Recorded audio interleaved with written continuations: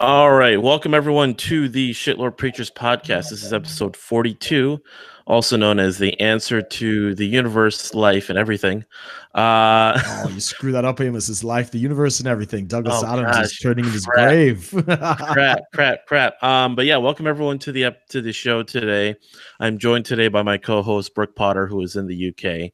For those of you who do not know, the Shitlord Preachers is basically where Brook and myself, both former preachers, now reformed shitlords, have basically done a podcast where we talk about anything from social issues, cultural issues, political issues, as well as from time to time we'll have guests on like we do today. So how's it going today, Brook, by the way, before we get into this? Today was a wonderful day out in Essex. It actually got up to 7 degrees Celsius. So that's, above freezing, which is always a good thing. I'm doing well. And, welcome again to our listeners and viewers. My name is Brook Potter, originally from the Twin Island nation of Trinidad and Tobago. Moved out here about 2 years ago, making a life for myself out here in the UK. Just kind of holding down the fort and, doing the shit posting and freedom speeches out here on the other side of the pond. So yeah, always good to be back with you, Amos. And you're doing some live streams, I see now too, which is yet to be named in the show. Yet to be named live streams. Yeah, it's the whole YouTube, monetization. I've got like 70 videos up, and I've just managed to get like the watch times, and I'm not over the threshold yet. So in order to keep the length going, I decided I got to do longer form interviews to kind of keep that going. So anybody listening, please consider subscribing. I only need 17 more to go before I'm over the limit. Right. Okay. So for the first time, we're actually having our first returning guests. If anyone has followed us since the beginning, we have our good friends here, Hapa Supremacy, Shane and Nico. How's it going today, guys? Hey, what's going on? We're doing all right. Yep. So Shane and Nico were one of the first people actually that we reached out to have onto the show. Back when we didn't have it quite as regularly. We kind of had sporadic times. I think there was like a little bit of time for some of us who remember we actually weren't doing weekly. We were kind of doing once every other week, once a month kind of deals. But now that we're back more on track, I figured we kind of went through a full cycle of a lot of great guests, and I wanted to have Shane and Nico on, especially now with the new year and a lot of new things that you guys are doing, and a big move too between you two. So now, Shane, do you guys kind of remember how many subscribers you had when I first talked to you guys? You guys had like just a couple hundred, right? Or a few hundred? Yeah, somewhere in there, yeah. Like and you guys, when exactly did you guys start again, the channel? January of last year. Right. And then because I remember you guys just did like a handful of videos.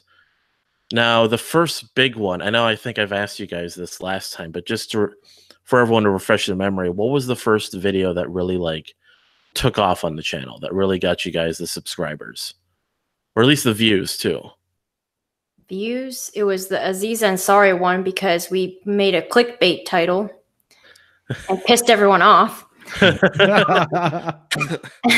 was it again? Aziz Ansari, why he did nothing wrong or something? At first it was Aziz Ansari is a complete idiot or something like that. Yeah.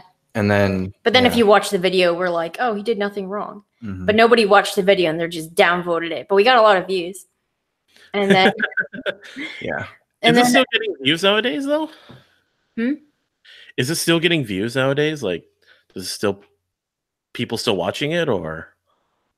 I think it's around 4,500 or something like that. Mm-hmm. So it's for us. That's pretty good, but Yeah. That's really cool. And where are you guys at presently then, since your humble beginnings? I think we're now over 1,300 subscribers. Oh, congratulations, guys. Yeah. Well deserved. And when was it again? Like, do you guys remember the exact date you hit over 1,000? It was like back in, was it before we got engaged or after? I think it was before. So it would have been in August then. Or September. I believe so, yeah. September, August. Yeah. Spoiler alert. I'm just kidding. Yeah. Now, because, again, thanks to our YouTube overlords for having us.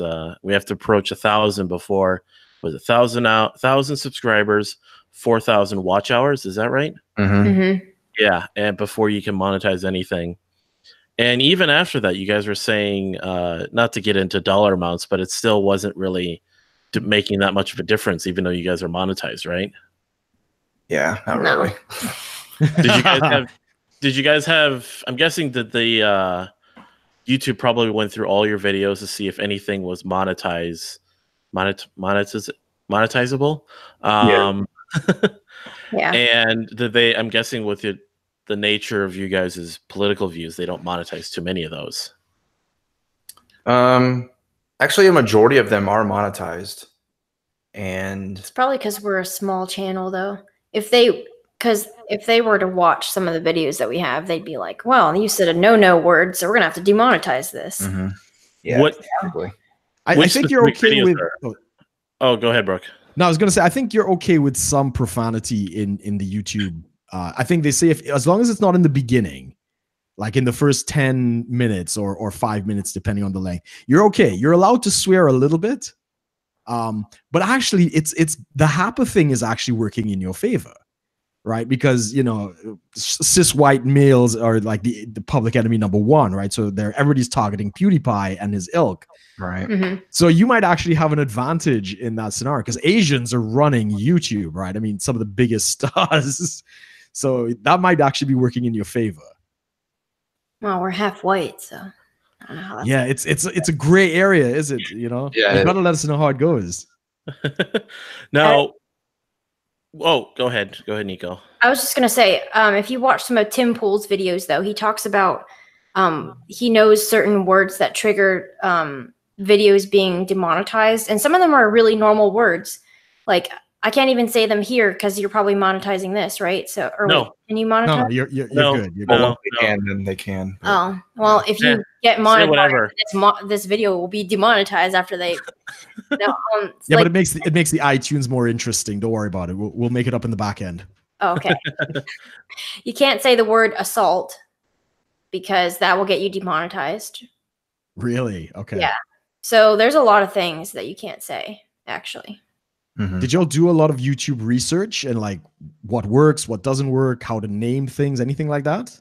No, we didn't because we don't really care about the monetization. We're like, we want to be able to say what we want to say. Right. But like for Tim Pool, that's his livelihood. So he is really careful and he like does a lot of research. Mm-hmm. So Yeah, he's a good guy. I'm a big fan of his work. So I can understand that.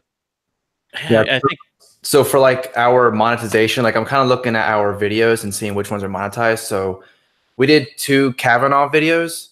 Both of those are demonetized. not surprised. And then I did I did a video about when Norm Macdonald had that whole controversy for 2 seconds. I remember that. Yeah. Yeah, and that's also demonetized. So yeah. Yeah, it's tough. I think like all my feminism videos got demonetized. That's surprising. Yeah. I mean, this was before they shifted the rules, so I was monetized before, and because I've been doing all the streams on masculinity and red pill stuff, I'm not gonna get much off of those. So Yeah. it's tough, man. It's tough. And even a few of our live streams were demonetized. Like the one we did with Jeremiah Harding is demonetized, and the one that we had, and the one that we did with a guy named Adam and Anarchy on Twitter, that one's demonetized. Both of those are anarchists, so maybe anarchy is Anarchy, a bad word. It's a no on YouTube. Mm-hmm. Yeah. Oh man, the sanitizing of YouTube is just gonna make it boring. It's Mm-hmm. gonna be like public television pretty soon. Yeah, basically. Well, that kind of depends, though, doesn't it? I mean, the guys who have been on it basically got their big growth in subscribers pre-adpocalypse, now have to sanitize their content to maintain the revenue. Whereas you have channels now that are coming into the spotlight that didn't have to deal with that. They're going into it knowing the ads and the demonetizing is against them. So now they're relying more upon PayPal or Patreon, Subscribestar, and places like that. But then again, those aren't really working too well in your guys' favor, are they? Well, we just got an email from Patreon saying that payments are being stalled right now. And a couple of creators were talking about this. There's something going on right now with Patreon not being able to pay out their creators. So that's like a new development. I'm not sure what's going on. I don't know if it has anything to do with it, but it might have something to do with all the big names leaving Patreon. So a lot of their revenue is probably lost. So they're trying to somehow make up for it. I don't know. That's juicy. That is juicy. Yeah. Huh. Because you guys were on there. Let's see. You guys had created it for a little bit there when you guys were doing a lot more live streams. Mm-hmm. And then did you guys lose any patrons because of after the Sargon of Akkad thing? Did we lose some from that? Well, we didn't have that many to begin with. Yeah. But we might have, because I know a lot of people left after that. yeah. And like even my little brother, he said like, "Oh, I would support your podcast on if you were using something else other than Patreon." We because have a PayPal, so you just yeah, no, I was like, we have other platforms, but I guess they're not popular enough that he would want to go on there. So Right. Maybe you should just put your Venmo up or something. Then no, I'm just kidding. Now, do you guys have Patreon? You guys have PayPal, and there's this other one called is it Ko-Fi or is it Coffee? I don't know how to pronounce it. I think it's coffee. Coffee? Yeah. Yeah. A lot of women use that one though. So it's like if you go to the site, it's like all girly and pink and stuff. So I could see why some people wouldn't want to use it. Was it designed for like a feminist thing, or what is it for then? Just to support female artists? It's mostly, female artists, like cosplayers, people who draw and paint and stuff like that. So I think I remember that. I think there was a very popular cosplayer who was doing really well, and she got upset because I think she lost some revenue from because all these people started to jump on it. All the people lost their Patreons. They started to crack down on it, and one of their biggest contributors, she started to really complain about that. So, and I'd never heard of it before, but I remember reading some kind of story though. But I mean, what else you got? You also got merchandise going on as well. Is that right? Yeah, we haven't promoted it a lot yet because. All right then, we haven't promoted it a lot yet because we're still trying to get our podcast, I guess, going first. Yeah. Right. No, I mean, sorry, Nico. I just noticed that on the Instagram you've been modeling a lot of your merchandise. Is that an accurate statement?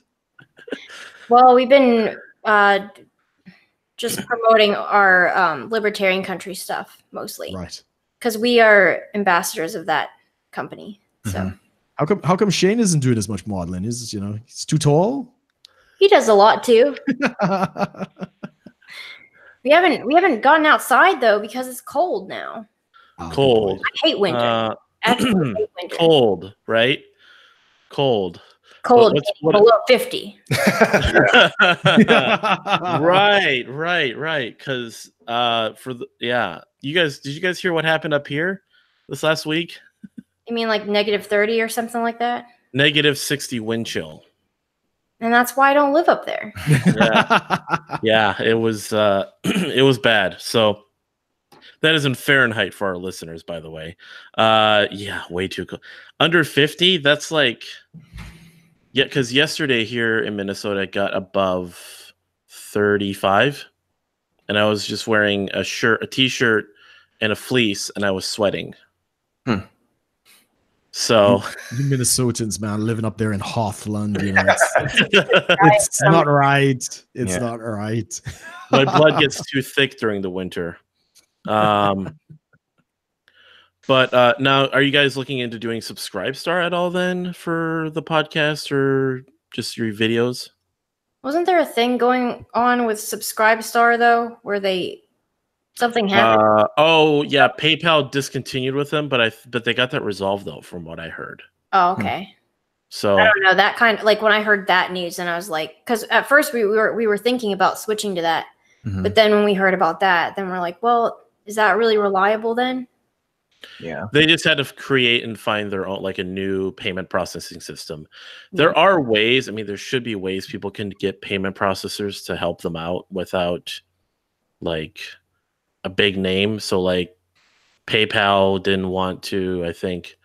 But there's always this worry, like what if like MasterCard or Visa just kicks in and says no? It's like but I can totally go to a bookstore and buy a book on, 50 Shades of Grey. Yeah, well, not even just that. It's like people buy and sell things using credit cards and debit cards all the time. Why is it so much different now? You do it online to support creators that are nowhere near as radical as, like, I could go buy the Communist Manifesto at a Barnes & Noble with a Visa card, but I can't use my Visa card to use PayPal to fund, a right-wing Sargon of Akkad or some other right-wing commentator or even centrist commentators because they use a certain word or they say a certain word. And, there are a couple of what was it again? Coffee house philosophers? Yeah. That's crazy. That's crazy. I think it's because of corporate activism. Like, they want to virtue signal that they're good, so they're going to block whoever the public deems as bad. So is that a case then?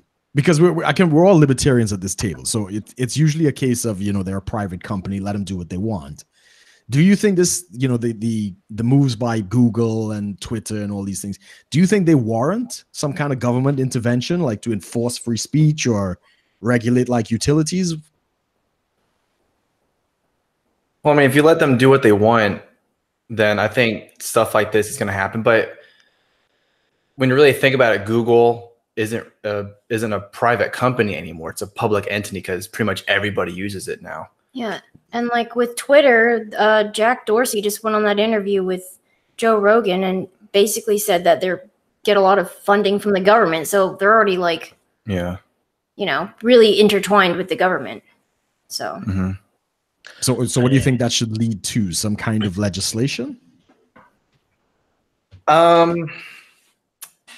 I don't know, because that's kind of a tricky question, because you do see a lot of libertarians say, like, like you were saying, it's just a private company, let them do what they want. But then at the same time, there was a Soho Forum debate about this, wasn't there? Something like that. I feel like that one covered it pretty well, but now I can't remember who did the debate.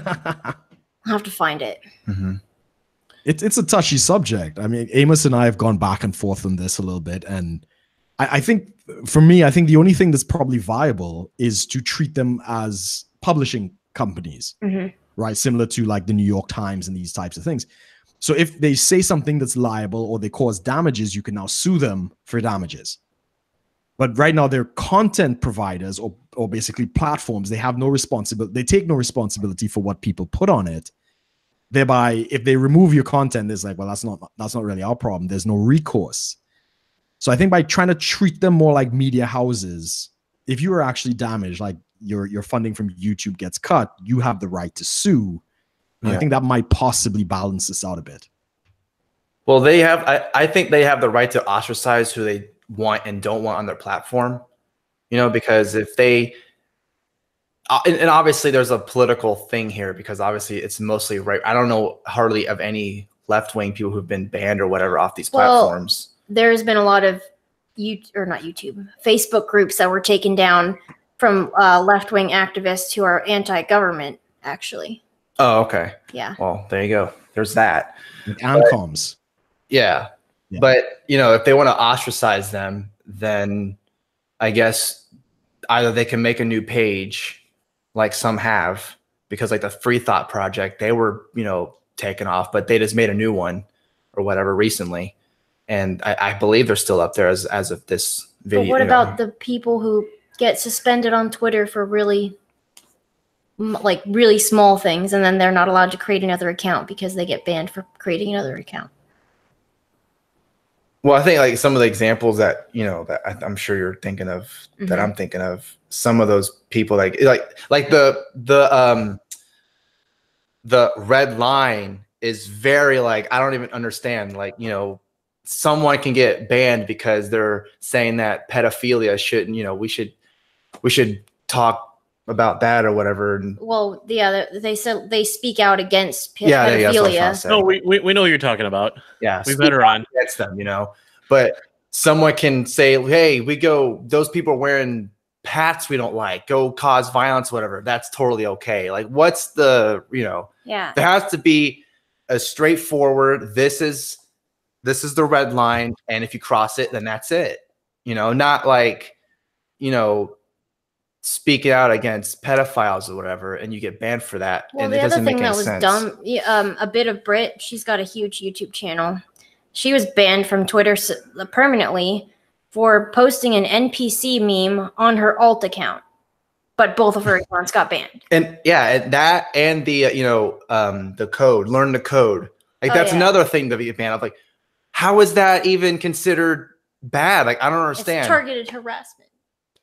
Oh yeah, these journalists. You should explain it, because not everybody knows what the learn I mean, code. if you guys are so triggered by this, you should just learn to code.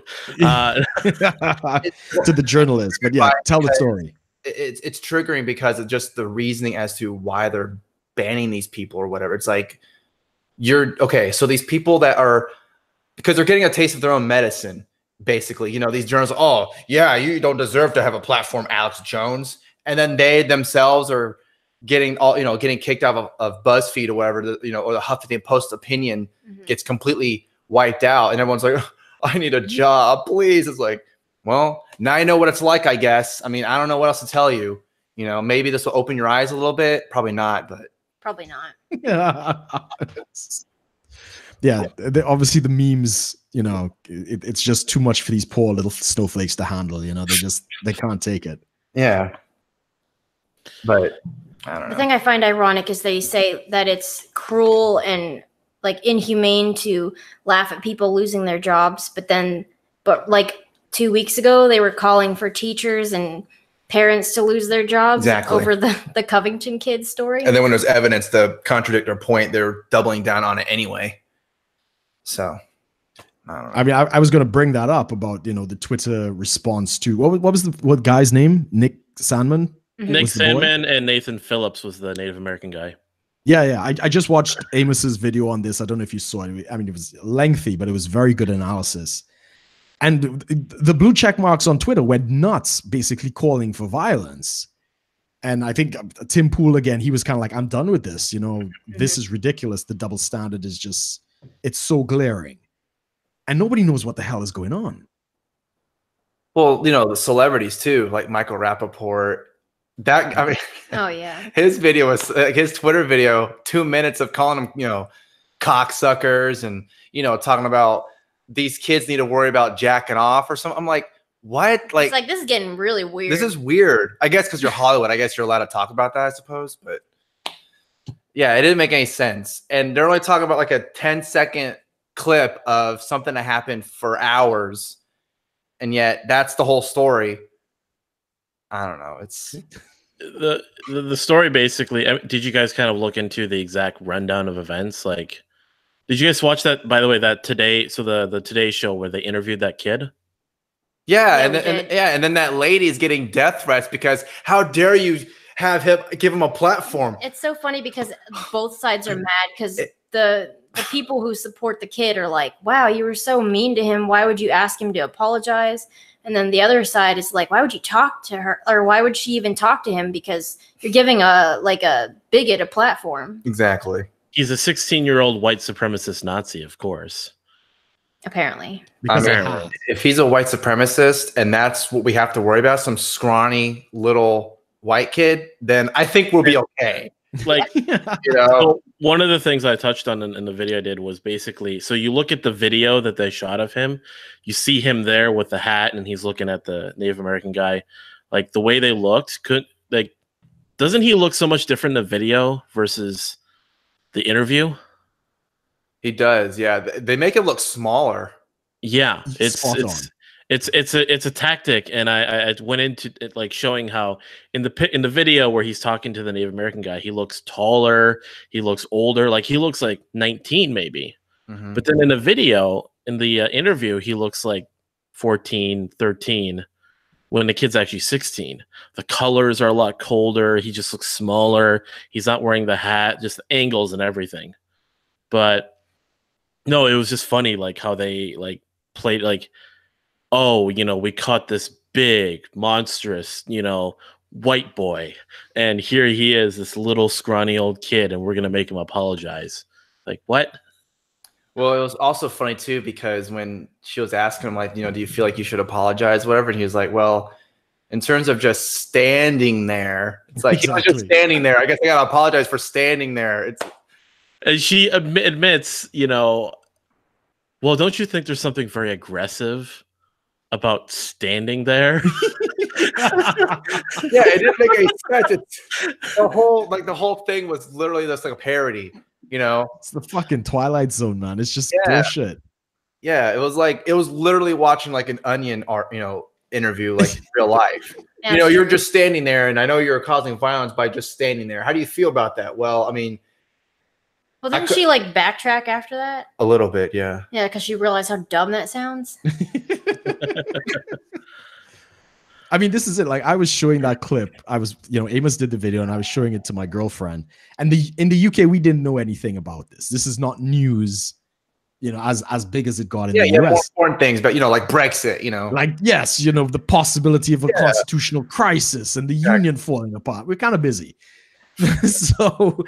You know, so I explained the story to her, what the media said about the whole incident, about how, you know, they surrounded the Native Americans and supposedly confronted him and whatever. And then I showed her the video, and she was amazed that she's a journalist. So when she heard the interview, like, nobody should ask those questions. Like, you do not say, do you want to apologize? And you try to lead it. And I tried to explain, yeah, this is the state of the American news media. And I mean, the UK is not much better as we've seen, but it's I don't trust anything now. Nothing. I don't know if you guys are the same. Well, I mean, I do have my my sources that I go to, you know, the news websites that I go to that I like to, you know, frequent or whatever. But yeah, you're pretty much right. It's basically, you know, CNN is like the prime example. I can't take anything they say seriously to me. Yeah. Whenever they talk, I'm just like, you're like that whole meme of, you know, when you're like, you know, the elephant shooting, you know, shit out of its ass. Basically what I think of when I'm watching that news network, you know. Well, I tried to watch CNN the other day, and they just talked about the same stuff over and over and over and over again. It was just Russia, Russia, Russia. And I'm like, this is so boring. Come on. Like, can you like give me an update on something new? Because like the Covington thing didn't work out so well because so they went back to because people were actually looking into it and trying to actually do research, you know, like journalists are supposed to do. Well, I was finding a crazy idea. Yeah, I know, right? I found the 2-hour live stream in like real time while people were trying to like freak out about it, and then I sent it to Tim Pool, and then he sent it to Cernovich, and then it went like viral after that. I know, like, it's just crazy that you can find that on your own. It's like, if you're a journalist, what are you doing? You're not doing anything. Like, if a normal person can just do that, then what's the point of your job? I would understand if they showed that small little clip, right? And they said, okay, this happened. We'll do some more research and see what else, if there's any more evidence to suggest maybe this kid did do something. Maybe he did say build the wall with these other kids. Who knows? But in terms of right now, this is all we have. We'll update you as we get more updates, whatever. But no, they took the story and it was like, this is it. Yeah. That guy said build the wall, and he was being mean to him. And then you see, you know, more of the video. That kid actually walks away later on. You know, like, I'm done with this. I can't do this anymore. You know, and even because it was another part of that Native American group and another one of the high school kids. They were arguing about whatever, and he was telling him like that. What was his name again? The Nathan Phillips. No, the Nick kid. Nick Sandman. Nick Sandman. He was like, "Hey, can you stop doing that? Like, you're making it worse." Like, he reacted the best of all the people there, and yet we're making him seem like he's the evil most. This is what Trump's America is doing to our population, whatever. Like this, really? Him standing there, that's evil. Really? He didn't punch the guy. He didn't take his drum away and bash him over the head with it or something. He was wearing a hat. Yeah, he was wearing a hat I didn't like. All right. What do you think about wearing that hat? It's like, it's a hat. If you don't like it, then move on with your life. You know, I'm sorry. It's like when Tyler, the Creator, had that tweet. It's like, you don't like online bullying? Get the fuck offline then. You know, just walk away from the screen. You know, that's all you got to do. Now you got him going, and that was gonna go. That's great, man. Dude, it only took half an hour. It's well worth it. Right? Yeah.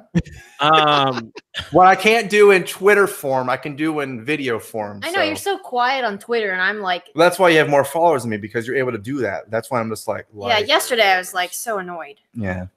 yeah. Are we gonna address this follower gap? Hashtag follower gap. Just kidding. I'm just kidding. Is it sexist? Oh, maybe. It's totally Very sexist. the gender follower gap. You're a woman. Yeah, I know. Me and my privilege. Anyway. Oh, so you guys, so I know we briefly touched on it, but you guys had started the podcast. That started with the new year, right? Mhm. Yeah. And you guys are doing like one a week pretty much? One a week. We actually started like I think it was like the 29th of December last year. Yeah. Because it was like the pilot episode. We wanted kind of people to get into it. And then like for the new year, we're gonna like officially start it or whatever. But yeah, once a week. It's mostly about like topical issues and some weird news articles that mainly she finds. Mhm. And we talk about them. But we also we did one where we had two libertarians talk about the border, because that's a big issue with libertarians, if they're for the border wall or not. And then we did one about what's happening with Venezuela just recently. That was our most recent episode with TJ Roberts. That was a pretty good one. So, yeah. Because of course the Asians want to talk about the country that eats dogs. I'm just kidding. I know it's horrible. Now we'll definitely have the links for all that below, and for the patrons, you guys have going on. I know, like if they give like $1 a month, they get to listen to the podcast like a day or two in advance. Mhm. Yeah, I know the last episode we didn't do that because we were late, so we just put it out. But yeah, we try to do it about a day or two before we actually right. Now, what day are you guys kind of aiming for? A specific day of the week right now? Because I know you guys are just getting started, so it's nothing. It's every Tuesday morning. We try to do it every Tuesday, but yeah, the last one I think it came out like on Wednesday or Thursday. Yeah, because we had to schedule something with our guests. So yeah. Okay. Are you guys doing these interviews and such like over like Skype and stuff, or? Okay, cool. Is there? And do you guys have any like big episodes coming up soon? Because I know you guys are on like episodes 5 or 6. Is it? I think this was the 6th one that came out, so we'll be doing 7. Yeah, this week it's just us, but we're trying to get sort of like with our border wall episode, we're trying to get 2 libertarians, one who is pro-choice and one's pro-life. I found the pro-lifer person, but we still need to get someone who's willing to talk to us about being pro-choice. So yeah. And we try to be as unbiased as possible, because obviously we're going to have our opinions and everything, but like with the border, we try to come at it with an open mind and everything. So hopefully that came out, that came across as that if people listen to the episode. So right. Do that with all the other ones. I mean, you guys are obviously pro Hapa then, right? yeah. Does the ethno state have border walls? I'm sorry? Does the ethno state have border walls? Well, it would be private property, so it just have like a little plastic fence, Just a little. There's no welfare, so nobody wants to go there. Yeah, exactly, no welfare. And the welfare state, and the war on drugs. There you go, perfect. My kind of town. I was gonna say you're gonna have a little plastic fence, but with lasers in it. So yeah, it has like a little and drones. Yeah, drones. Yeah, or if you touch it, it's like an electrical fence. So if you touch it, you get electrocuted. Like in Jurassic Park, when that whole scene where Tim. Yep. He like jumps back like 10,000 feet. Yeah, and then of course you got to get your McNukes, right? Yep. So it's really just an ANCAP piece of property. An ANCAP piece of property. with a flag and a national anthem, apparently. Exactly. National anthem. Come on now. Now, with the formation of this ethno state, that of course begins a certain time of this year, doesn't it? Yeah. March 9th. Since you get March. Oh boy! Now people are going to try to find it. So you guys April 9th? No, Just to throw them off? Just to throw them off, because you guys are getting married. Yep. Again, congratulations. Thanks. I know most of us already kind of know, but briefly wanted to touch on it. You guys are getting married in Dallas. Now, have you guys talked about the plans after the wedding? Has that been talked about at all? In terms of what? Sorry. That could be a rather dicey and spicy conversation, Amos. What exactly are you asking these folks? No, I'm not asking about kids. I'm asking about any plans afterwards. Are you guys gonna, move into a different place in Dallas? Are you guys wanting to go somewhere else? Do you guys have, as a result of the marriage, is that going to change with the YouTube channel or the podcast, stuff like that? I don't know. We haven't really thought about in terms of the podcast or the YouTube channel. I mean, we might take a little break just to kind of, ease into it, I suppose. But we might take a break the weeks that we're right. doing wedding stuff, and then the week we're thinking of moving out of the state in the summer. So yeah. Any ideas where to? There's too many people here, so we're gonna move to Utah, most likely. Maybe, yeah. Mormon country. Yeah, we can deal with the Mormons, but I can't deal with the traffic here. Right. So Shane needs a reason, I guess, a good excuse to start being polygamous then, right? I'm just kidding. With the Mormon. I don't think she would have liked that very much. Yep, that's the end. Nope, can't do it. Yeah, she wouldn't like that idea. But I'm just kidding. I was like, but you would. No. I'm just kidding. Giving you guys a little crap here. Where are you guys like wanting to live in, kind of in like Salt Lake City or something, like a big city still, or are you guys wanting to be like in the country? Well, Salt Lake City area, but it's not as big as Dallas, so that's good for me because I used to think I wanted to live in a city, and then when I moved here, I'm like, you know what? I don't want to live in a city. Well, it's not as big as it is now. Especially the outside areas. Within, like, we don't even live in the inner city part of Dallas, and it's still like you go out at any time in the day, and there's like traffic all the time. Yeah. It's all these freaking Californians. I'm telling you, people that live in our apartments are like their California license plate. I'm like, man, you guys need to just stay in your state.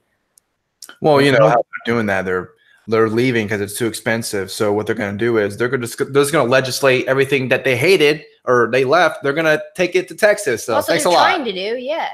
I mean, Austin has already fallen victim to that. I hear that's like the most progressive city in Texas. Yeah, and it's because everybody from San Francisco landed in Austin, and they just voted back in the same shit that destroyed their city across there. Yeah, it wouldn't surprise me if, like, in 5-10 years they instituted like some kind of state income tax. Probably. Really? And that's the thing, though, is that, I mean, what does Utah have for tax laws? Do you guys know? They do have income tax, but yeah, it's still cheaper to live there. So, yeah, I guess. So I guess you're having some trade-offs, but yeah, it's kind of one of those things where I think the property tax in Texas is pretty high. I guess to kind of compensate the fact that there's no income tax, so they have to state income tax, so they have to do something to, balance it out, I suppose. So yeah, like I'm not 100%. I don't remember what exactly it is in Utah, but yeah, I know they have an income tax, like you said. But yeah, so I don't know. All these taxes.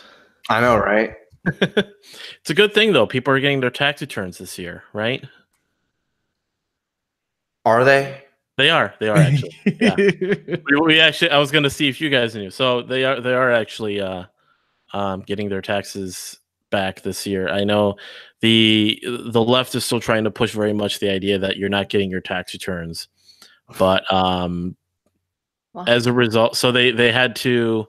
Well, it was part of the political pressure with the shutdown. Was they were going to say during the shutdown you don't get your returns, but then now the government is open for a couple weeks. What they did was they had to interpret a certain law that governed how shutdowns go.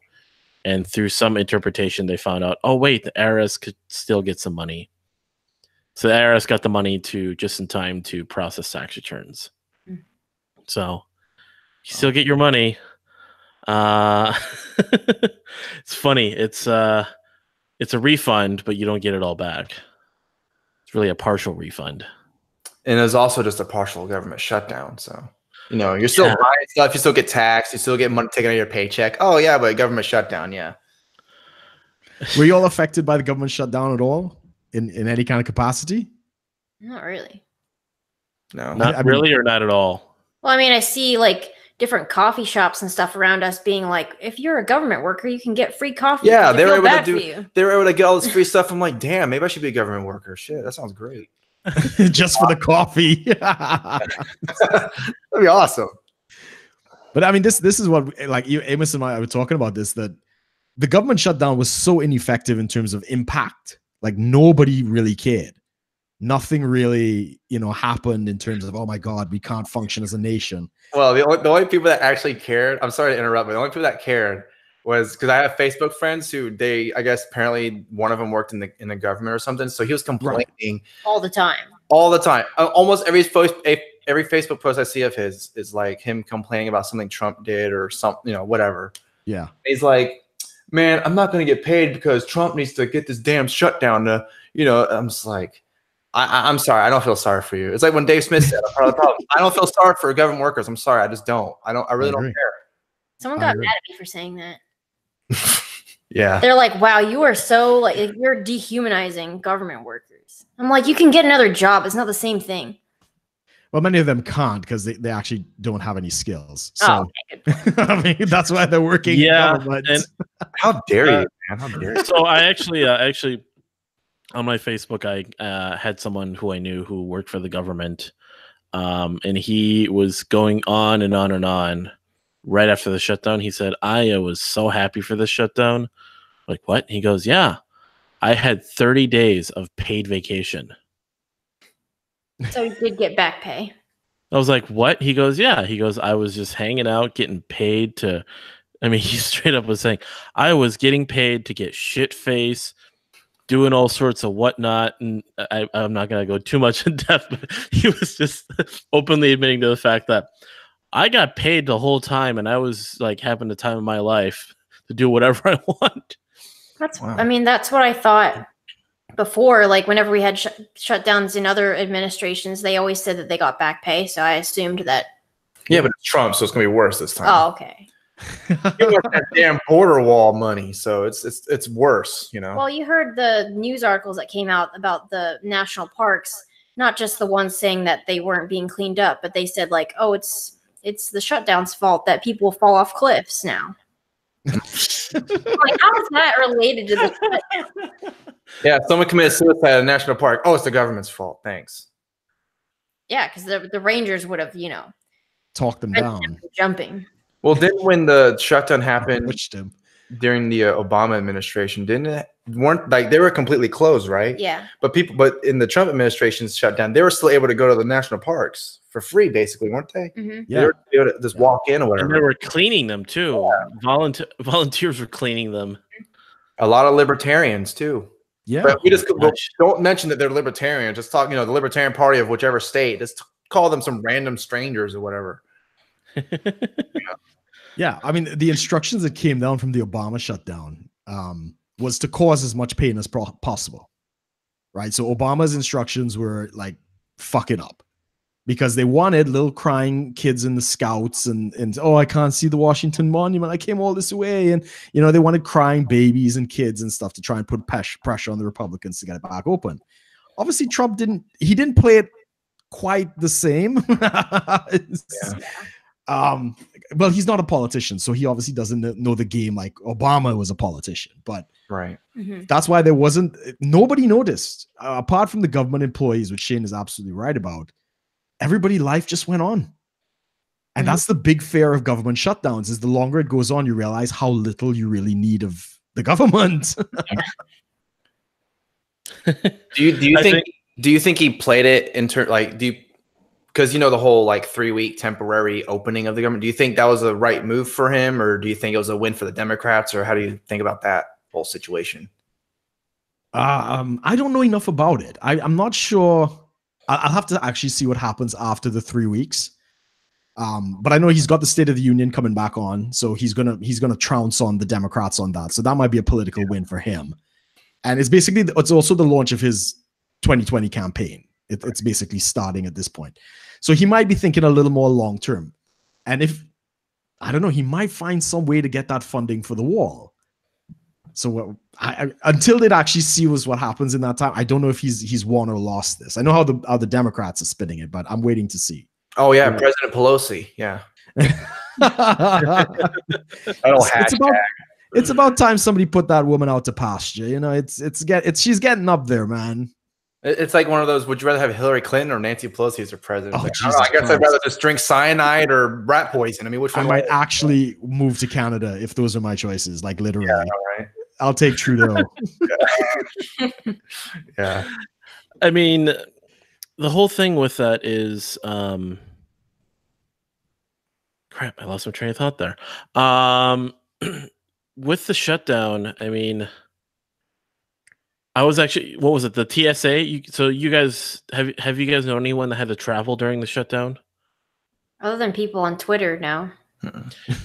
So the TSA contract, yeah, the TSA, like, apparently because they're coming to work, they did like private contract for people to come work the airports for security, and apparently they were working more efficiently, more friendly, and less touchy-feely, hanky-panky, whatever.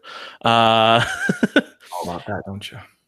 No, I've said this story a lot, but once I didn't have my driver's license, but on the TSA website it says you can travel with a passport because it was a domestic flight. So I brought up my passport, and like as a backup, I also brought my social security card and like a bunch of other stuff. But they were like, we're gonna have to pet you or like pat you down on the side. I'm like, but why? And they said, because you don't have your driver's license.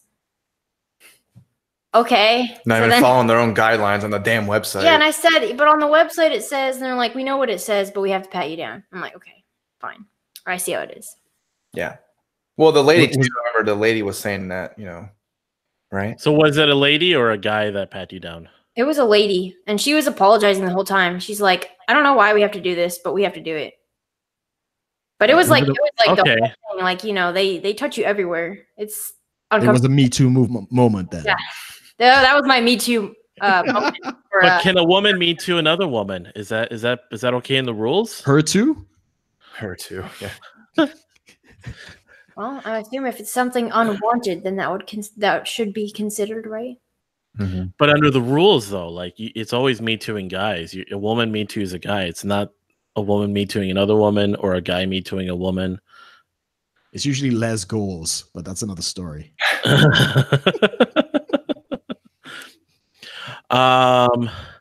Now, speaking of the Me Too and all that, we've touched on this. I was curious because since Brooke and I have kind of taken the podcast in a different direction nowadays, I'm really curious, Nico, what you think of the book, The Rational Male. I know you've only read part of it. If you want to share any thoughts that you have on it, we're not going to try to make this any sort of debate. I'm just really curious to get your thoughts on it. I thought a lot of it was just common sense. And then some of the stuff I just didn't agree with because I just don't see that working in actual relationships. But for the most part, most of it just seemed like common sense to me. What are some of the things that you didn't quite see as practical for a relationship? Mostly the spinning plates. No. Okay, no, I can see a lot of that. So the thing that he says in the book is like, even when you're in a relationship, you should make her think that. And I'm like, yeah, that would not go down well for me. I'd be like, yeah, I'm not wasting my time on you. Bye. You know? Right. No, I can understand. Like, that tends to be the tricky one. I'll talk about hypergamy. People will get that. I'll talk about like the whole so the first part is like talks about one-itis, this sort of idea people get of like the one, like, yeah, and they get so stuck in that they'll like people actually kill themselves or kill other people as a result. Yeah, I can understand that and why that's not good. Now, you didn't actually finish the book though, did you? No, because I have this thing where I start reading books and then I just get bored and then start reading another book. So I have like 4 books I need to finish. So is that one of the 4 books? Yeah. It is a pretty interesting book. the spinning plates thing is definitely a tricky thing for some people because we're so even the most even the least conservative of people in society still kind of have a hard time thinking like in the long run, spinning plates is still kind of a tricky thing. But you might want to explain spinning plates, Amos, guys, because we're using a lot of terminology. Right. So spinning plate. So we're talking about a book here that talks a lot about different issues on like dating and relationships. Spinning plates is the idea of a man, most of the time at least, a man who is dating multiple women non-exclusively, and not necessarily engaged in any sort of intimate relations. We'll just say sex or anything. He's just going on dates with multiple women, and it's the theory behind it is to create a sense of confidence in the man that he won't have if he's completely emotionally devoted to one person at a time, or as what Rollo will call a serial monogamist, a person who just dates one person at a time in succession, dates a person for a few dates, maybe it's serious, and then breaks up, goes off to the next one. This creates a sense a guy has because he's going to have options if he has multiple plates. Imagining the imagery of a guy spinning plates, he just has to put forth a little bit of effort with each one. And if the plates fall, if they just don't meet certain criteria he has set, or if she doesn't, something he just doesn't like in the person, he has other plates to spin. And he's always adding and dropping plates as he moves forward. The goal is to properly vet the person that he finds that he wants to be more serious with. So monogamy becomes something that is earned rather than just expected of a relationship. And by doing this, you're going into a relationship without actually giving monogamy. You're just dating. I think some people naturally do this, just at least early on. So like a guy will go on a date with a girl, and then he's not sure if he wants to go on another date with her. So then he dates another girl like later in the week. That would be like a very basic level, but then Rollo Tomasi's book, The Rational Male, takes it further to say like guys who will have like 3, 4, 5, 6 different women that they're seeing different times during the week, different times during the month even. So it is a tricky thing for a lot of people to get into. It's definitely not very conventional, at least by society standards, which is kind of the point of the book. Is it breaks apart a lot of our societal beliefs on monogamy and So were there any other? Oh, go ahead, Nico. Why did you read The Rational Male? Just out of curiosity, where did this come from? I like to read stuff that challenges my beliefs. So I listen to a lot of feminist podcasts, and I watch a lot of Red Pill and MGTOW videos. So I just like to know what the other people are like, how they see the world. Shane, that's not your thing then? Like, you're not into MGTOW? Not really. So what do you do then if you're not watching feminist podcasts? What is your release then? What's your guilty pleasure? Oh, he's like super into movies and stuff. That's the part that I don't understand. Like, I wish I understood stuff like that. Yeah. Okay. What's okay? Just one each of you. So, what's your favorite book then, Nico? What is like for the year? Have you read something that's like, yeah, everybody should read this? Oh my gosh, I don't know. Shane, I'll come to you for the movie in a minute. Okay. I have to think about that one. All right, cool. Shane, any must-see movie? Well, I'll talk about the book first. Everyone should read Fool's Errand by Scott Horton. Done. That's my book recommendation. Okay, so for movies, let's see. What movies did we watch last year? We watched so many movies, even within the past month. So I don't even remember. No, it's got to be the best. We can't go into too many movies. I just want a quick recommendation. Oh yeah, The Apostle was so good. Oh, that's the only movie where I had to walk out of the room. I'm like, I can't do this, or I'm gonna throw up. Okay, so it does get pretty intense in terms of the violence, but you get squeamish easily, so it's not bad. surprising. No, even for regular people, it's bad. What's the movie again? It's called Apostle, and it's on Netflix. apostle, like Apostle Paul, or apostate? Yeah, Apostle Paul. Yeah, Apostle. APOSTLE. Yeah, Oh, but I've heard of it. huh. Yeah. I guess we'll have to look that up. Yeah, that sounds. I mean, Amos, do you have like a recommended product? I mean, last year was the Rational Male, but have you reached something that going into 2019? It's like, yeah, guys, jump on this. Well, I would like to personally recommend a book that Brooke gave me for my birthday. No More Mr. Nice Guy. Oh, awesome. Awesome. I haven't started reading it yet, but I know it's going to be really good. You already have a preconceived notion of it. What if you're reading, you're like, oh, this isn't that great, and then you're gonna be like, you're a fucking liar. No. Everyone that I've met talks a lot about it. It's a really good book. I'll let you know once I start reading it, Brooke. Yeah. I think that's probably the good one. That's probably the good one. I need to address something from the live chat. Sorry. Boomstick. Okay. If you haven't read the Rational Male, he's saying that it's the norm to date several people at the same time, which I think is true, like in the beginning. And I think even like that's basically what the culture is right now. They date a lot of different people, like on different apps or something at the same time. But it's not too. You got to understand. A lot of people tend to think, well, then you're sleeping with them or you're intimately involved. It's like, no, not necessarily. You could only be with like one person at a time, and if somehow you don't have compatibility with that, you just don't see that person anymore, and you move on to the other person, and so on and so forth. Yeah, but the part that I have a problem with, like, I don't have a problem with that part because, like, I understand that a lot of people date like that. The problem I have a problem, I can't talk. The part that I have a problem with is the part where they talk about if you're a guy, you should maintain that type of attitude when you're in a long-term relationship. I don't agree with that part. So that's about Boomstick. Oh, maintaining spinning plates in a long-term relationship? Mm-hmm. Not necessarily. Not necessarily. Well, he talks about that you should have different options and try to make the woman that you're with still kind of guessing, like.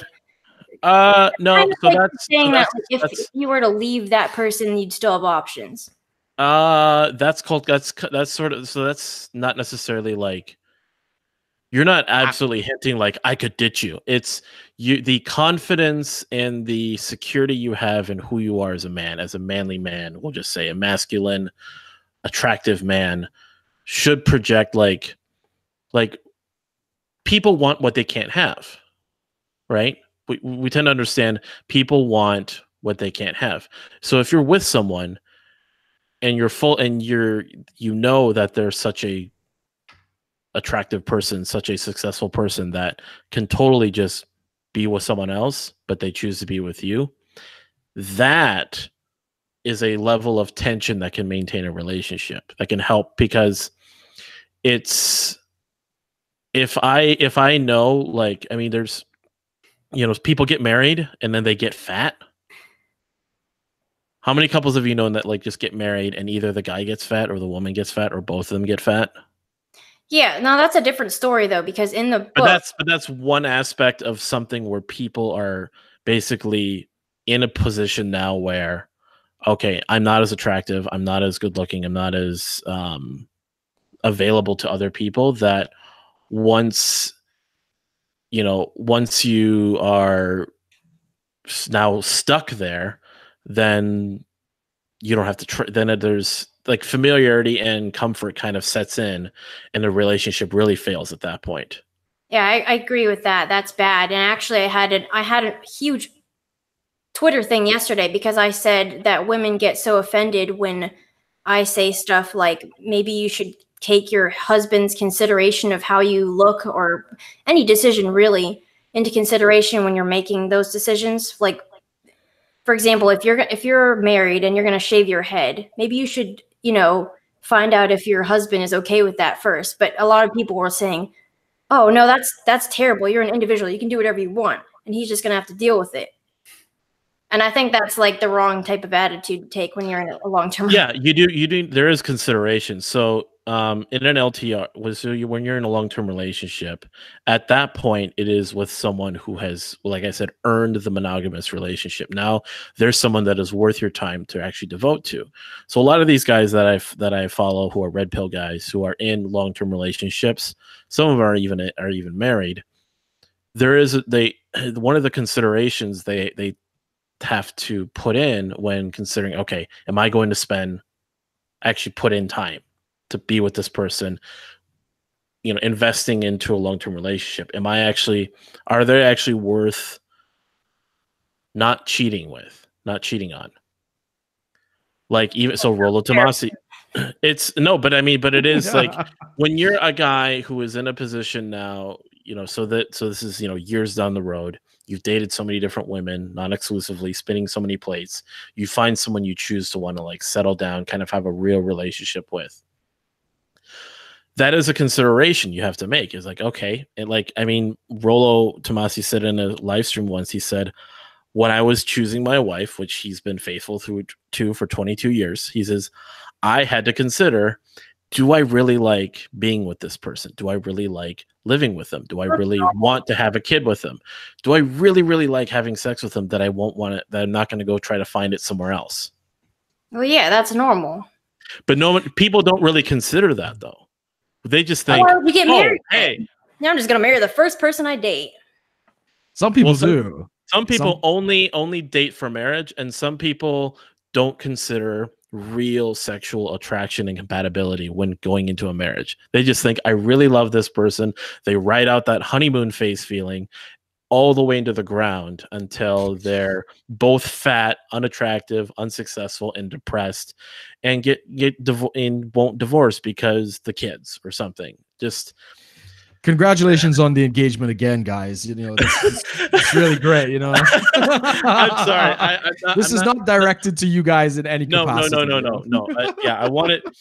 I was telling Brooke, because he was like, okay, do we want to like, what do we want to talk about? I'm like, well, let's try to tread carefully when we talk about certain things, because people, like, when we talk about these things, we're never trying to address anyone directly. Yeah, it's just topics. It's just discussion. Like, yeah, because we also see this plates though. Huh? I'm still going to disagree with you on this. No, and that's fine. And that's fine. In his book, he says that you have to keep other options, and that means specific people, or the girl think that they're specific people, and that would bother. It's a mindset. It's really what he's referring to in a long-term relationship is a mindset, in that women want to be with somebody who could potentially cheat. Not that he would, but I wouldn't want that. I know, but here let me just finish the point on that. It in keeping that tension, it just means that the man is maintaining the value. But we really shouldn't be. This is a conversation that could take hours. That's true. Yeah, and I'm kind of feeling Shane is being left out of this because he hasn't read the book, and I don't think that's very fair to him. Yeah, doesn't interest him. So. Yeah, so if you're having me read the book, I'm going to say no. Fair enough. Are you guys still involved with the local Libertarian Party in any kind of capacity, or that's kind of, I know the frustration was through the roof. Have you all just like walked away? Well, you wanted to become part of the Mises caucus, right? Oh wow. Yeah, maybe. I'm still kind of 50-50 on kind of being a part of the whole political system. What turned you off from it then? I mean, y'all were involved at one point, and now you're kind of nonchalant about it. So well, I wasn't really involved. I would just see people speak that the Libertarian Party here, like local, was like sponsoring or whatever. Mm-hmm. So I guess in terms of that, I was involved, but not like in an official capacity. But what's kind of keeping me away from it, I guess, is just like, being disappointed if they're gonna nominate the person that I would actually vote for. That's kind of my the vibe, because I still get that vibe from even the official Libertarian Party. Like, I don't really agree with you on this issue, or I don't like this person that you're trying to have be the nominee for president or whatever. That's kind of like the thing that I'm kind of backing away from. That's why I'm still 50-50 on it. it would be different if you moved to Utah though, because it's a new group, new caucus. Would you consider kind of getting back involved, or you just got to wait and see? Yeah, it would probably be a wait and see because, I mean, I guess Utah is more of a Republican state from what I can tell. So, and I guess they're very set in their conservative values. So I think it would actually be a little harder to like chisel that away, I suppose. So yeah, Gary Johnson he ran for mayor there, or was it governor? No, New Mexico. It was New Mexico. Oh, sorry about that. Yeah, New Mexico. Yeah, there wasn't a Utah connection somehow. I don't believe so. No. Okay. Mitt Romney. Mitt Romney. Well, oh, he must have been who I thought. Senator, I believe. He liked Bill Weld. Of course he did. Who was with Gary Johnson. So there's the connection. That must be it. Yeah. I mean, any comments on Mitt Romney's election to the Senate and his turn on Trump? He's just typical politician bullshit. I mean, I don't know. Nico's laughing. Obviously, it's so weird though because he lost against Obama in 2012, and now he's senator again. And it's like, well, they're kind of doing the same thing with Beto. He lost his Senate race to Ted Cruz, and now people are trying to have him be catapulted to president. I'm like, I guess I don't know. Beyonce endorsed him, so that means something. Well, yeah, LeBron James wore a hat. Oh, great. I don't care. I could care. I really don't care if a celebrity endorses a candidate, and it doesn't make me change my mind on. I mean, what if a celebrity endorsed you?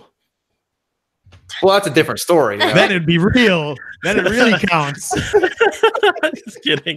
But even then, I'm like, well, what's the reasoning here? Because liking Beto, especially like Hollywood or a celebrity, that's like the hot thing to do because they're making songs about him, and he was like that was really cringy. They're trying to make him all celebrity or whatever, and he's like, oh, he's a young handsome guy or whatever. But I don't know. I really don't care what you look like. I don't care if you're half Asian like I am. If I don't agree with your politics, I'm not voting for you. How dare you? So Race trader.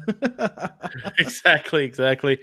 Now, with you guys like being so obviously, as libertarians, talking to a lot of other libertarians, with your connections, have you guys ever been reached out by anyone from the party itself? Have we? Well, the local party here, they keep trying to get us to go to events, but the problem is the Fort Worth party is way more active, and it's kind of a far drive. So yeah, we only went to a couple of their events because one was when Scott Horton spoke, and then another one was I can't pronounce her last name. Mary Ruart. She's like a doctor, but she's a libertarian. She's not. She wrote a book called like Death by Regulation about how the FDA is killing healthcare. So yeah. Did you read that, Shane? Bits and pieces of it. Okay. But yeah, when she spoke, she kind of like did a whole overview of the book, basically, kind of like a summary. Right. Now, when you guys were asked by them, did they have you like as sort of like a speaker or like some sort of honored guest or something, or was it just like for the sake of having people come over? They want us to volunteer in their events, so like doing charities and stuff. Okay. Yeah. Huh. I remember a while back when I first followed you guys were doing weren't you guys on the streets of Dallas with like holding signs and stuff? I remember. Yeah, that was for that was a couple we did that a couple of times. That was to make weed legal. How did that go? It was so cold. Yeah. Like cold. I'm talking like below freezing when we were standing out there. Had been in the 20s. Ooh. Yeah. Oh, I'm sorry. 20. Now, is this still ring true that Nico still has never ever tried weed? Nope. I do use CBD. That's not weed though, because it doesn't have THC in it. But I've it's like really changed my life. Like I've been using it in several different forms, and it's helped reduce anxiety a lot. That's good. Yeah. Any other effects from the CBD? Any physical? Some things are. He uses it on his back, and that helps, right? Mm-hmm. Yeah. Like it's really good. I think I saw a message today. The World Health Organization has actually recommended reclassifying cannabis for medical purposes, like globally. Oh, wow. They put that out. So exciting news. I use CBD as well. Occasionally indulge when I'm in Amsterdam, which isn't very often. And we have legal weed here, which is weed that's been grown without the THC, and you could buy it and roll it and smoke it as a joint, but it's not as fun, right? It doesn't have any THC in it. Right. So yeah. Oh, by the way, Boomstick's in the chat asking what CBD is. It's basically just the marijuana without the THC, isn't it? It's an oil. It's an oil extract with no psychoactive effects. Mm-hmm. It's usually from hemp. They use the hemp sometimes. Okay, yeah. Excuse me, but yeah, it's I think it's used a lot. I know CBD is used. I mean, I've seen people use it in people will like in vape form or they ingest it. I think they even use it to help treat for what is it? Epilepsy. Epilepsy. Yep. Seizures and stuff. That's a really good one for people. Because I remember one of my family members had suffered seizures and stuff, and they had to take all sorts of pills and a lot of crazy drugs that would not go so well if you took it any other time. Yeah. Eventually got over that, but I figured nowadays I'd look back, I'd be like, CBD would have to work so much better. So, any other, I guess, you guys haven't indulged in any other drugs that you're willing to disclose on the show? How libertarian are you guys? Like, not that libertarian, huh? Yeah, no, Because right. we don't do any drugs. Smoke the weed, man. We don't do any drugs. Well, but Shane, have you ever smoked weed? You're gonna ask him that on a live stream on YouTube, man? Long ago? I'm just kidding. I thought you said you tried it once. Oh yeah, once. That was it. Long time ago. Yeah, a long time ago. Yeah. Long time ago. Didn't care for it. Ah, man. Yeah. I was gonna say we could do it. Be like Joe Rogan, DMT like man, like a weed off or something. Like who can smoke weed in 1 hour? No, you got to be like Joe Rogan and just ask every guest, have you ever tried DMT? That whole meme. Yeah. Yeah, like speaking of him, like his Jack Dorsey interview. I was watching that this afternoon. I haven't finished it. I haven't started watching it yet. No. Yeah, it was. I don't know. A lot of people were giving him shit because he wasn't. I guess he wasn't being up. I don't know what the word is, but he wasn't being. He wasn't asking questions that were more confronting. Well, the one thing that he asked him was about that whole Alex Jones thing, and he said, why was he taken off the platform? And Jack Dorsey basically said, I don't really know why he was. I know that was a pretty sad answer. Banned off. I'm like, what? Okay, I guess that's. Yeah, weird. he said like he violated the rules at some point, but I can't really talk about it. It's like, oh, so basically you don't know. Yeah. I mean, it's one of the most disliked interviews. It is, yeah. Yeah, I think it's like. Yeah, that one, and another recent one that he did that was disliked was the Barry Weiss one. Who's that? I didn't see that one. Because she talked mad shit about Tulsi Gabbard. And how she was like she was like, oh, she's just a Assad puppet and loves Assad and all, It was like, okay, like just because she doesn't want to intervene with countries, I guess that's automatically she wants to suck Assad's dick or something. I don't know.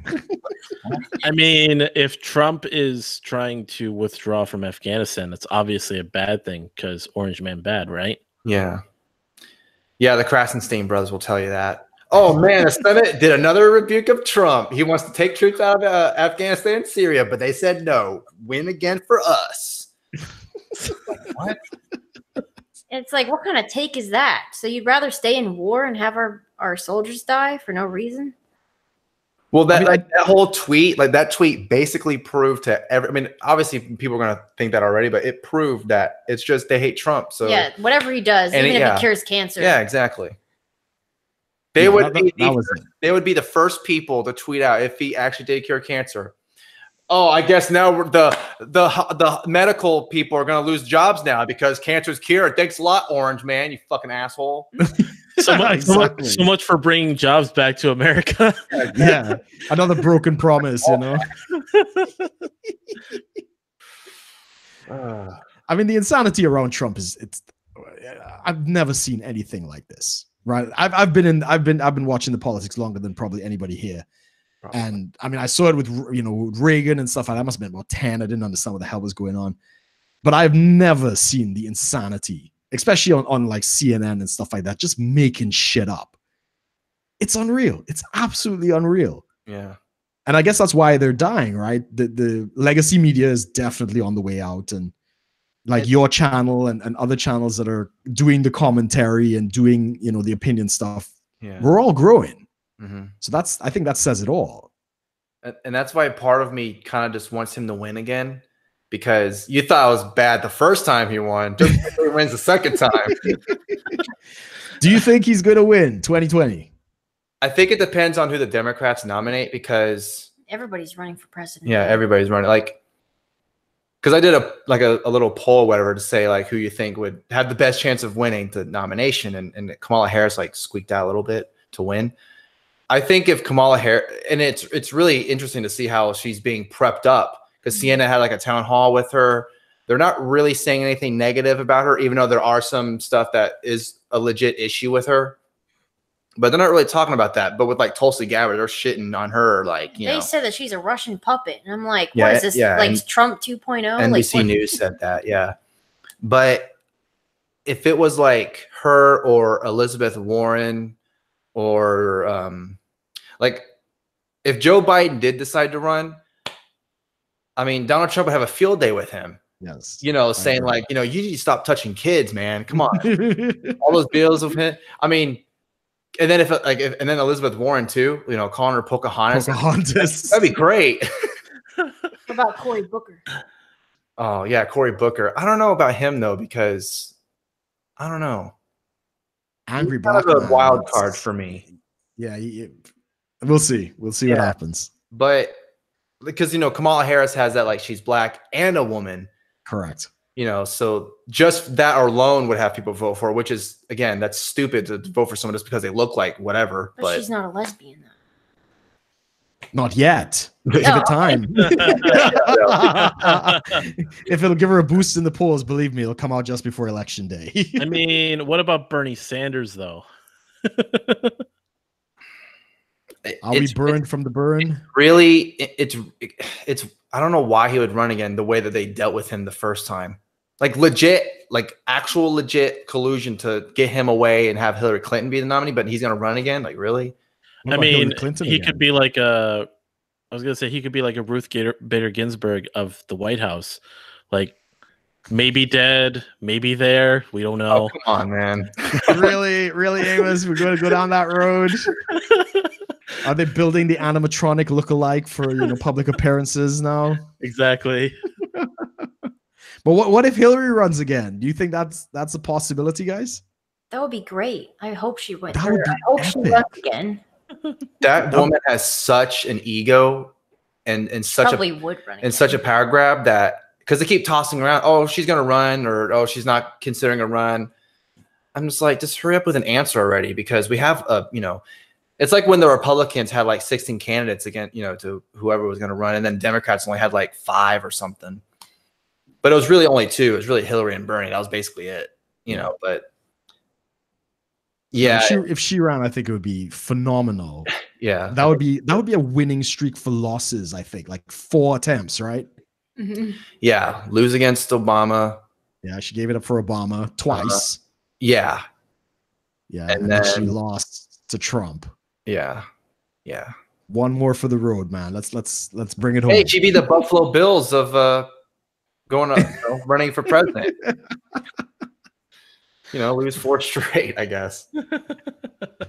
Who would be your ideal candidate? Like, if you could pick anybody, who would you like a libertarian, anything? Who would you want to see run? Not necessarily win, but just run. I don't know. someone that I know would have good, because you have to be a good debater. And I mean, there are a lot of libertarians I like, but it depends on if they're like, if they would be good on a stage. The only person I could think of is Tom Woods. They're really good. He's got a really good stage presence and a really good. I mean, even Michael Malice said that when they were doing the whole Hamilton thing, he beat the shit out of him. Yeah. Tom Woods beat the shit out of him on that. And even though I don't know, I don't know about that, but What about Larry Sharp? What do you think about him?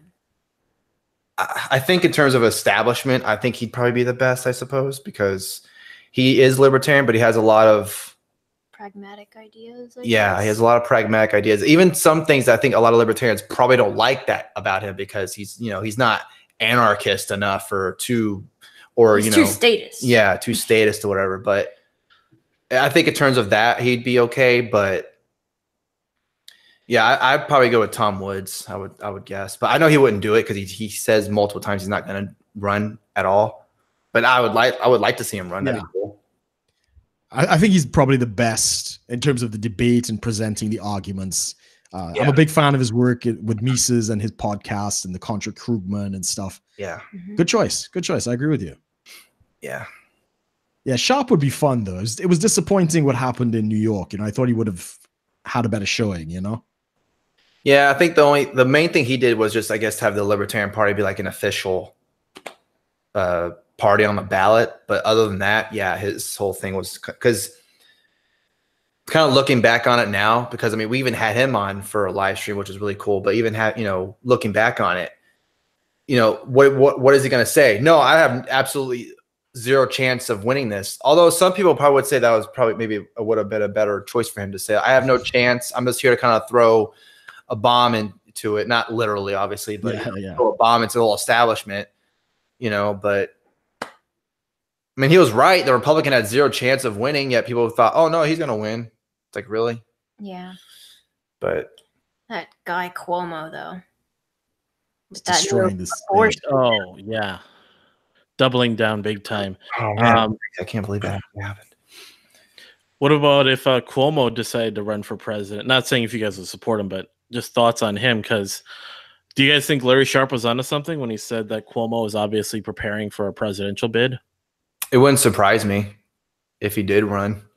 He definitely, some of the things he's doing, it definitely seems like he's considering that. Not right now because he's, the governor or whatever. But yeah, it wouldn't surprise me if he did decide to run. Mm-hmm. What about celebrity presidential candidates? Thoughts on that? Like Kanye or Oprah?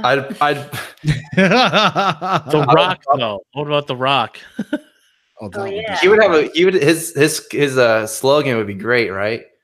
The Rock, if you smell what I'm cooking. Or something like that. Or Rock You 2020. Yeah, something like that. Or when's the last time you had your last ass whooping or something? One of the wrestling slogans that he had. I mean, you're saying this like you were a wrestling fan. Is that correct? Back in the day, yeah. Back in the day, yeah. I was watching it with The Rock and Stone Cold Steve Austin back in the day too, man. It was good times. Just imagine him on like the debate stage, It's not. I'm sorry. Just imagine The Rock on a debate stage, just chanting out his catchphrases in the middle of like every single city they go to. Finally, The Rock. It's like, what is this? Like, what are we doing? It's like, you thought Trump was bad, and it's like, Jesus Christ, what happened? I mean, with his that whole thing where he basically talked about snowflakes and stuff. Was it that he said something at some event? Like, people are getting so easily offended. Like, I kind of thought, okay, so is he? Well, then that whole interview didn't even happen. He was saying that whole thing because he did an Instagram video basically saying that I think it was like the Daily Star or something like that. I can't remember who it was, but yeah, he said the whole thing was absolute horseshit and didn't say any of those things. Ah, damn it! Never mind then. I was gonna say, if he even shows the slightest bit of like right wing belief, like center right or something. Mm-hmm. That might actually go well because then he'll still be like a good choice for like Republicans, but then he won't be as crazy as Trump. Maybe you never know. Yeah, he'd be too buddy, I think, with everyone. So he'd be kind of like dead in the middle, right? And I don't know.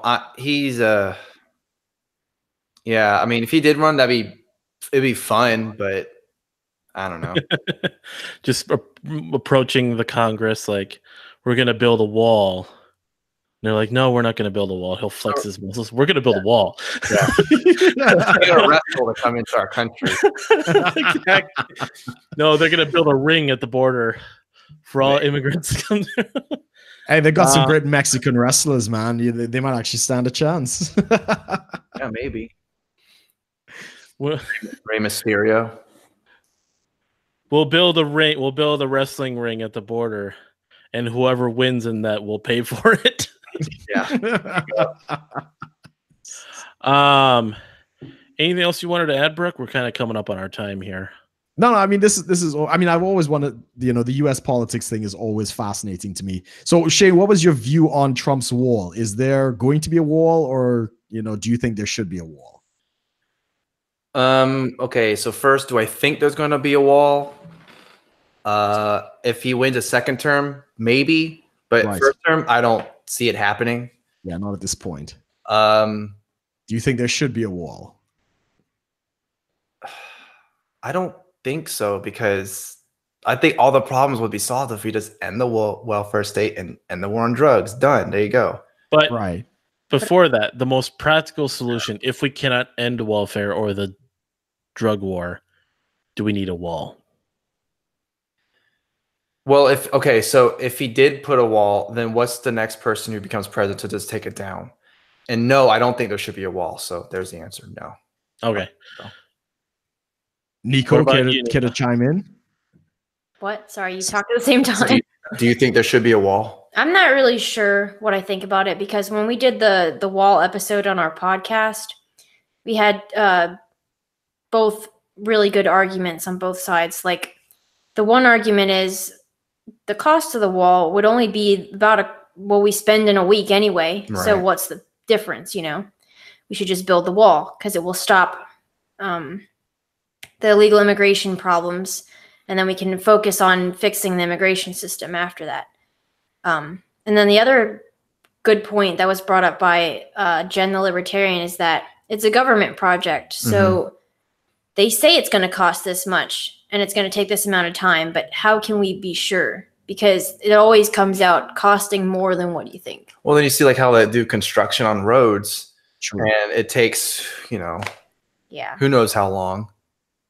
So, oh no, like say like the wall was actually funded and everything and all that. And they say it's going to take a year.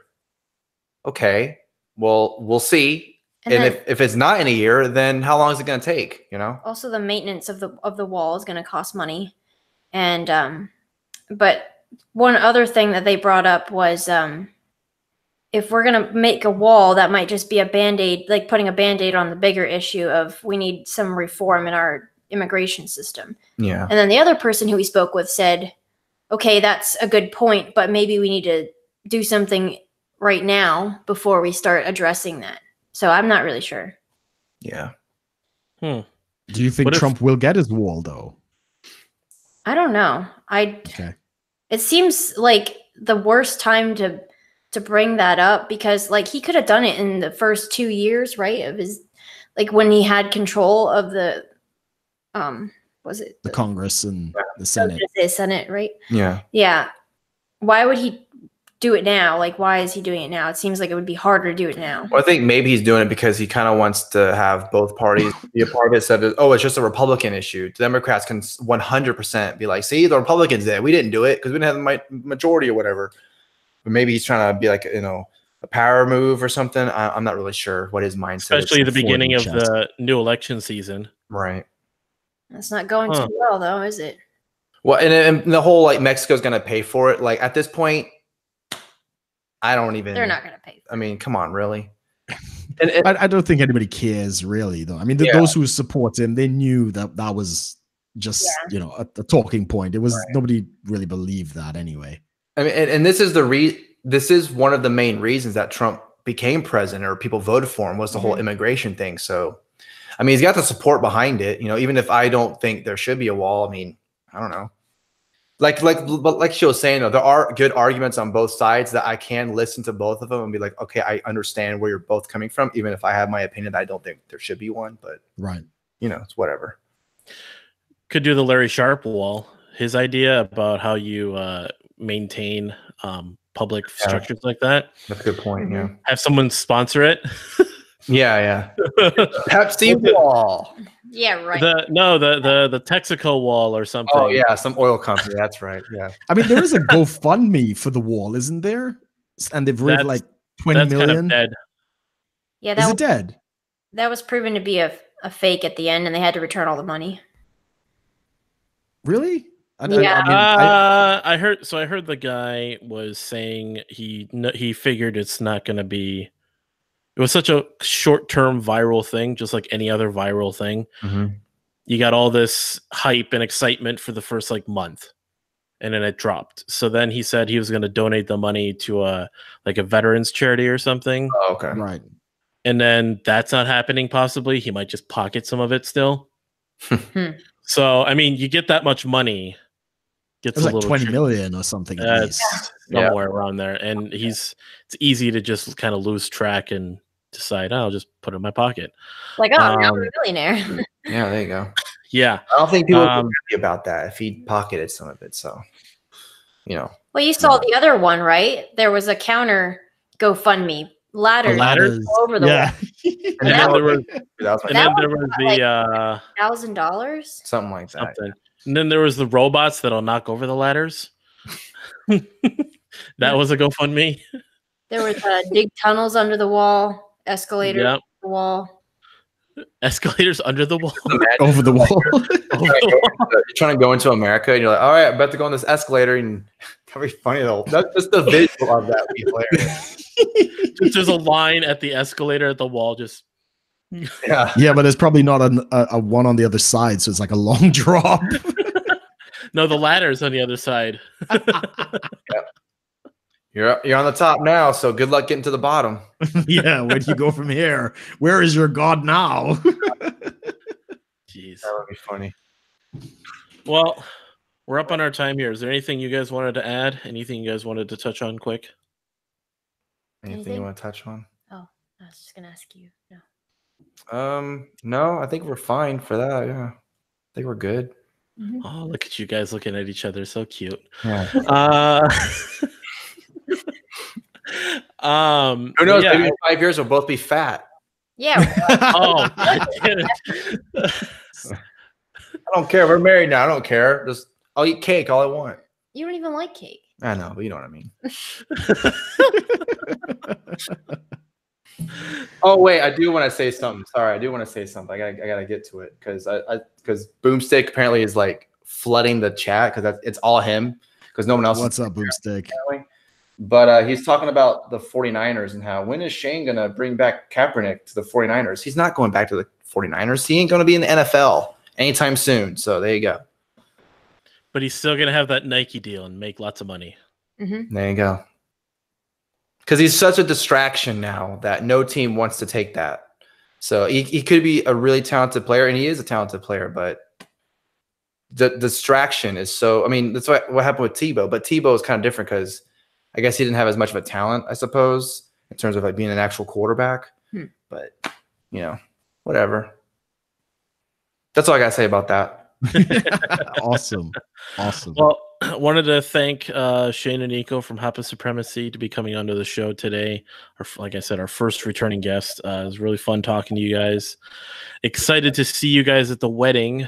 Yep. Hapa marrying two Hapas. Yeah, all right. Oh, crap. You guys have told everyone. I was going to try to keep that under wraps. No, it's all good. I will be. So. Huh?